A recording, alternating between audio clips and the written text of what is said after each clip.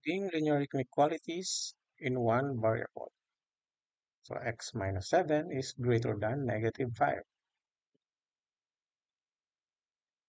Ito yung first step. Add 7 to both sides. Kasi yung goal natin is to isolate x. Kailangan x lang yung maiwan dito sa left side. So para nag-add tayo ng positive 7 para maging 0 yung negative 7. Ito na yun, no?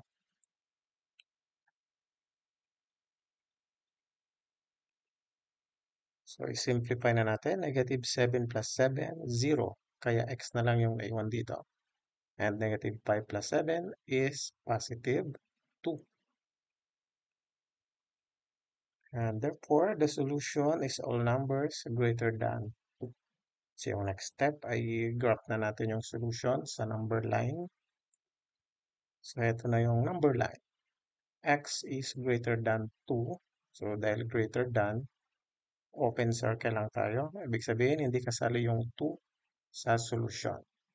And since greater than, to the right yung ating graph.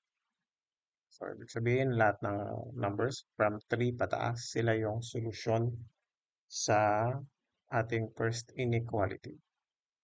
Next problem. So, negative 5 is less than 10. So, kailangan nating isolate yung x. Dapat x lang yung matira dito. So, ayan, para makancel yung negative 5, i-divide natin both sides by negative 5, negative 5. So, kung mapapansin nyo, yung less than ay naging greater than. So, nag-flip siya kasi yung pinakadahilan dito ay kapag nagde-divide tayo ng negative both sides, ay mag-flip talaga yung inequality symbol. So, from less than, naging greater than.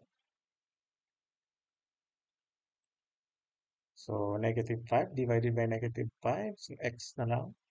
10 divided by negative 5 is negative 2.